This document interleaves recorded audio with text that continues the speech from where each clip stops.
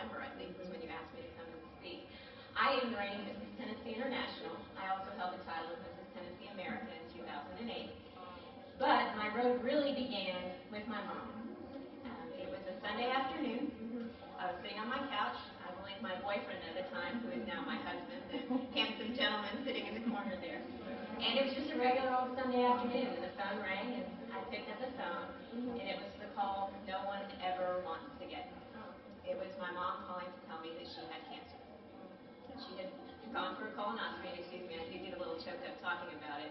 I used to worry about that, but I think it just makes me human because it's my mom, and I love her. And I was really afraid that day, and so every time I say it, that fear comes back. But that's why this message is so important, and one of the reasons why I'm here and why I've dedicated my life to communicating it. But back to that Sunday afternoon, and I got the call. She was going to be going in for surgery, having a portion of her colon removed. And I was scared. She was scared. My dad was scared. It was the most uncontrollable feeling I can really describe. And that was 9 years ago. Since then, I have lost 2 friends, one to prostate cancer, one to stomach cancer. I have 2 friends under the age of 35 who have breast cancer. I have a friend currently with melanoma. We lost my grandmother to melanoma, great aunt to breast cancer. And unfortunately, the list goes on and on, a lot longer than I care to admit. Cancer chose me. I don't know why. People often ask, are you able to go up and speak about cancer when you don't have cancer? And I look at them and I smile and I say, I may not be a survivor, but I'm a co-vivor because I love people with cancer, and the people with cancer that I love deserve my time, my commitment, my mission, and my voice. And that's why I'm here today, and that's why I've dedicated my life to that mission. 9 years it's been since I had that phone call. And it's hard to describe life with cancer, whether you're the person that has cancer or you're the person that loves somebody with cancer. Because quite honestly, if you haven't been affected, there aren't many people, unfortunately, that haven't been affected. But it's easier not to listen to the messages, wouldn't you say? It's easier to say, hey, I don't have cancer, I don't have anybody that I know that has cancer, so I'm just going to bypass that curbs display outside that has breast cancer exam information. It's easier to not listen to the public service announcements about cancer. And I won't lie to you, it was easier for me too. It really was. I volunteered after my mom's diagnosis. I donated and I volunteered my time because it was a lot easier to give $1 than it was to stop at the gym. It was a lot easier to give an hour of my time to say I was fighting cancer than it was to make the commitment to eat right. It was a lot easier to say I'm only 30, I don't need to do breast exams. Until I finally did one and had a sign of breast cancer. But I was afraid too. My mom had cancer. I'd lost friends to cancer. I found a warning sign, and I ignored it. So I'm here to tell you that I'm not sitting up here telling you I'm holier than thou, or that I have all the answers, or that I'm perfect. I'm not. I'm just like you, and I know that it's scary. And I want to make sure you understand that I'm not up here to preach or to say that I have all the answers, because that's not the case. But what I am up here to do is to tell you my story, and hopefully through the progression of my story, the story of the road, you'll hear how I found the strength to meet that fear face to face, and I'm now able to stand in front of you, say the word breast, say the word cancer, and all those great things in the hope that you will hear it in a way that will help you conquer that fear too. So the story really begins, of course, with my mom, but my personal story begins the morning of my 30th birthday. Okay, so 30's not old. I get it. I've given this version of this speech several times, and every time I say it was my 30th birthday, people look at it like, girl, that ain't old. I know. But we all know you have those monumental birthdays or just life-turning points. And that was one for me. Some people are scared, some people want to avoid it, some people, experience it in different ways. For me, I think I anticipated it with some excitement that something grand was going to happen, something phenomenal. I was going to turn on the light that morning and I was going to look like Claudia Schiffer. I don't know what I thought was going to happen, but I anticipated that morning in the mirror with anxiety a little bit at times, but excited up. So that morning came, and I stood for a minute with the light still off in the bathroom. And this is a very true story. As if I was just ready. Oh my gosh, I'm going to look like Claudia. This is going to be fabulous. And I turned on the light, and there I was. Then I looked exactly the same as the day before. Nothing monumental happened. Nothing dramatic. It wasn't the event that I thought it would be. But what I didn't know at the time, that although it wasn't a dramatic event, it was a defining moment for me. But because I was looking at myself so purposefully, I saw myself differently that morning. I looked at myself in my eyes in a way I had never done before. And I realized something. On paper, I looked fabulous. I looked like Claudia on paper. Had a great job, a magnificent husband, a wonderful family, a mom who at the time was surviving colon cancer. I had everything going for me, a beautiful home in Clarksville, all of the right things, and on paper it was fabulous. But that was all on the outside. And this is where I really want you to start hearing the message that I hope you hear today. Is that I was doing so much for everyone else that it looked great on paper, but there was absolutely no foundation whatsoever. I was walking by the gym, I was eating bad food, I wasn't taking care of myself. So here I had dedicated my life to my mom and to my heroes, and was the perfect on-paper volunteer and fundraiser, and it all looked great. Except, was I really honoring my mom? Was I really honoring the blessing of being a woman if I wasn't taking care of myself? And that day, it wasn't the dramatic, I'm going to look like Claudia Schiffer moment, but it was the moment that said, you know what? Forget looking like Claudia. I look like Cydney. That's someone special, and it's time to get out there and make it happen. I am going to take care of myself, because that is the truest and most amazing way to honor my mom and honor being a woman. So, after that moment, I went on with my day. I had absolutely no idea how I was going to do all that. I mean, great story, but okay, great, I'm completely clueless. I know I'm going to do something big, but I didn't know what it was at the time. Well, God, as smart and as clever as He can be, through Mrs. Tennessee America, the reigning Mrs. Tennessee America at the time, in my path, a few weeks later, and as I tend to do, if people give me a moment to talk, I'm going to talk to you. Shocker, right? And I told her about my moment in the mirror, and I told her about who I was trying to become. I didn't know how that would happen. And she says, well, why don't you try pageants?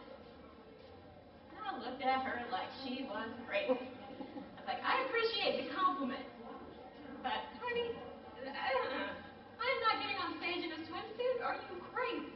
And she said, but pageantry isn't about just are you going to win? It isn't about the sparkly hat. It isn't about any of that. It's about that life makeover. Pageantry affords women the opportunity to really look inside their souls and give themselves a mental and physical makeover. It gives you the permission to focus on yourself. Not in a bad way, not in an arrogant way, but in a way that you can embrace your own moment. Now, something spoke to me in that, and I decided, well, why not? Really, why not? I wanted to take control of my health, my mental stability, all of those things. Why not take a little bit of a break and do that for a couple months? Good timeline, I'll do this pageant thing. So I started working with a trainer. I worked with some folks at Gateway to help me with nutrition and learning some things about eating right, and not just dieting. I'm talking about good life practices. That, yeah, if I go to Chick-fil-A and I get the small fry and the grilled chicken sandwich and only eat half the bun, that's perfect for me from a nutritional standpoint. So just learning those things that I didn't have to make sacrifices, that I could still enjoy food, but I didn't have to necessarily completely cut everything out. So I learned those things. So then came May, and I got up on that stage, 35 pounds thinner, never having run a mile in my life. I had run 3 half that swimsuit and I said, girl, mentally I didn't say it on stage, I am here, I am Cydney, I am honoring my mom, I don't care about the sparkly hat, this is my moment, I am embracing being a woman, being who God made me, and I'm here to celebrate that. Each of you has that opportunity. You don't have to stand on stage in a swimsuit. But if you want to, feel free to contact me later, I'll give you the info. But you don't have to do that. You can find your own moments in your life to have those moments on stage. You deserve it. Okay? The people who love you want you to have that. So I encourage you to embrace that moment. Well, when I got off stage and I didn't fall, I walked across the stage in orange heels and a swimsuit, 35-pound spinner, 3 half marathons later, I didn't care about the rest of the pageant because I was feeling good. Well, God, again, as clever as he is, decided, honey, you're not done. And they saw it fit to put the sparkly hat on my head that night. Well, then I looked at my dear husband who was saying, what just happened? What are we going to do now? And I said, well, we're going to Graceland. I'm an Elvis fan. That's another speech for another day. So we really did go to Graceland. But after that, I called the Susan G. Komen Foundation and I said that I want to work with you because of the promise that the Komen Foundation was built upon. Very briefly, Nancy Brinker's sister, Susan G. Komen, was diagnosed with breast cancer. And before she passed, Nancy promised her sister that she would do everything she could to eradicate breast cancer as a major health concern for women. So she lived up to that promise. 30-something years later, she's still living up to that promise. And that spoke to me because it was about that same moment that I had in the mirror where I promised myself, it's a choice I'm making and I'm going forward with it. So I was drawn to that. So I started working with Susan G. Komen as one of their spokeswomen, got to travel and speak on their behalf, and had an amazing year as Mrs. Tennessee America. And when it came time to give up the crown, everybody said, well, are you sad that you don't get to wear the crown or any of that? I said, no, because it's not about the sparkly hat for me. It's about the crown inside here, that this opportunity has built for me. The friends, the heroes, the breast cancer survivors, and I could tell you story upon story, and time just doesn't allow for it, but it just, trust me, it was remarkable. The light in the eyes of survivors, the light in the eyes of the husbands that loved the women who were surviving and fighting the fight is extraordinary. And that was what the year was about. It made the crown in here a lot sparklier. Take the hat. I want this one. So my work wasn't done. And I thought, well, crazy girl, I thought, well, gosh, why not compete again? Just like there's Miss USA and Miss America, there are a couple pageant systems for married women. So 3 months later, I decided, well, gosh, I'm going to go ahead and compete again. Why not? You know, I've got a good thing going, some momentum. So I entered the Mrs. Tennessee International pageant. 3 weeks before the pageant, now I'm going to remind you of the Sunday afternoon, sitting on the couch, the normal Sunday afternoon. I was actually coming back from the Leadership Clark School, class of 2010, orientation day. I was driving down Highway 24, listening to Elvis, shocker, and the phone rang, and it was Mom. And I just started talking, and and Leadership Clarksville is fabulous, and oh my gosh, it's a sunny day, and yay, and I was just chatty-catty. Well, my mom says, well, honey, I just wanted to let you know that I just had half my lung removed. I didn't want to tell you because I didn't want to upset you, but I have lung cancer. Well, needless to say, the sunny day didn't seem so sunny anymore. And I felt completely out of control again. Afraid again. My mom had cancer again. Everything I had done wasn't enough, and I felt like a failure. But my mom said something to me that day that I will never forget. She said, honey, I get it now. I didn't really get it before. I loved you, I supported you, but I didn't really get what you were trying to do, communicate the message of early detection and prevention. She said, early detection saved my life, but lack of prevention causes me to be saved. So I don't want you to stop. I want you to keep going. So I did. So I went back on that stage, and ironically, my final question when I made the top 5 was, name a time that immediately went to the phone call with my mom, and I felt rejected. You know, have you ever been in that point where you make that choice, you're going to go do it, you're going to go conquer the world, and then something happens that makes you feel like, gosh, I didn't do it. I was failure. That was my response, and answer the question. And they saw it fit to put the sparkly hat on my head again. So here we go. As a result of winning Mrs. Tennessee International, I decided to put more structure to the work I was trying to do. So I started the Road to the Cure, which is a website. It's theroadtothecure.com. And I ask you to go visit the site, share it with everyone you know. Not because I want to get blog hits or any of that, but because a lot of the lessons and stories that I've learned along the road are on that site. Resources for you, the same ones that I talked about with nutrition and exercise, those are also on the site. My husband, who is an extraordinary chef, yes, I am very blessed, has shared some of his culinary talents and has shared some of the ways that he's incorporated his recipes into healthy choices where, trust me, it tastes the same. So better just don't tell your family, just do the tips, and they'll never know the difference. So I'm pleased to invite you to go visit the site. So here we are. I'm about to give up the crown in a month. I have done 160 appearances on behalf of cancer awareness. So when Valerie invited me and I've been thinking about this appearance, I knew that I was going to share the pieces that I've just shared with you, but which story do I tell you? Which story outside of myself do I share with you? I had no idea up until yesterday. I really didn't know which one I was going to share with you, because trust me, I've got some tearjerkers. I've got some really funny ones. But something happened yesterday. It was God's sign and told me which one I wanted to share with you. I met a woman named Jenna. Gosh, it was probably about 7 or 8 months ago. I just happened to read something in a local newspaper for Chattanooga that said a cancer survivor was really trying to make her experience mean something. Well, that's all it took. I immediately got in touch with her and said, hey, I want to help you. Random girl from Clarksville calls her from Chattanooga, and I explained to her that I was Mrs. Tennessee International. I told her a little bit about my story, and I offered to help.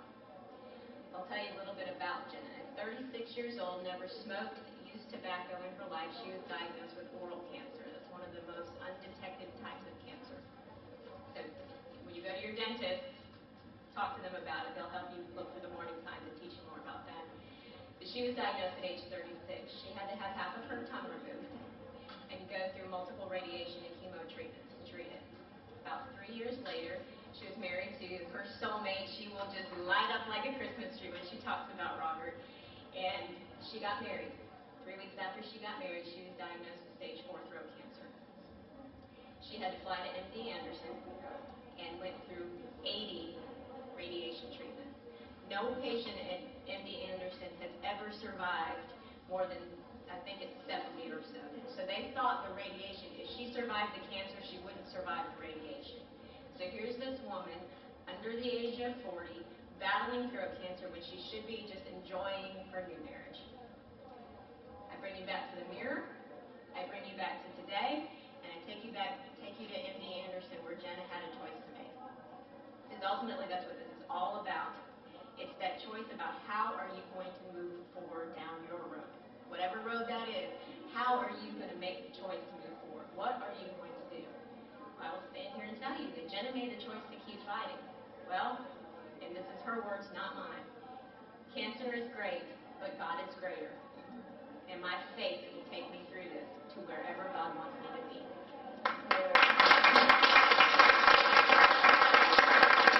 So Jenna organized a cancer awareness walk in Chattanooga. We raised over $18,000 for oral cancer awareness that day. And she's just one of the most extraordinary women I've ever met. Now, the reason I chose that one, because I've got some good ones. The reason I chose that one was because yesterday I received an email from Jenna with a link.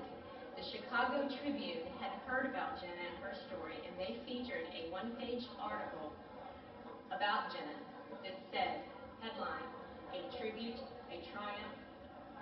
to her triumph. Those are the words that they spoke. And they quoted her, that quote that I told you about God. Here is a woman who took one of the hardest choices that we would ever have to make to survive. She made that choice. She went beyond words in terms of surviving and accelerating through that moment. Made it her mission to hope that other people would hear that she made that choice. And somebody, like there was some organization like the Chicago Tribune, heard her loud and clear, and now every reader of the Chicago Tribune got to hear Jenna's story, and I guarantee you that's not the last we've heard from Jenna. So that's why I chose to tell you about that. It is all about the choice. It is about whatever road you're on, are you going to start walking? No one's going to do it for you. When I stood in the mirror and I thought, great, I am going to go change the world and I am going to make a huge difference, it wasn't just going to happen. I had to take that first step. I didn't know where I was going at the time, but I knew the goal. I knew the mission. I knew the core. So look within yourselves and say, okay, what am I doing that's all outside? What am I not doing that's in here? What's the crown in your heart? What's it look like? It may look like a swimsuit on a stage. It may look like an oral cancer survivor doing a walk in Chattanooga. It may be that you just take a day and go to the spa. Whatever it is, embrace that opportunity. But above everything else, hear this, that your choice to protect yourself through nutrition and healthy eating and all of those things that can protect you from cancer is one of the best ways to honor the people that love you. Yes, it's a busy day some days. Yes, you've got a lot going on. But what happens with the alternative if you don't make the choice? Is there ever going to be a good day for that? No. So find it in yourself, make that choice, and I empower you as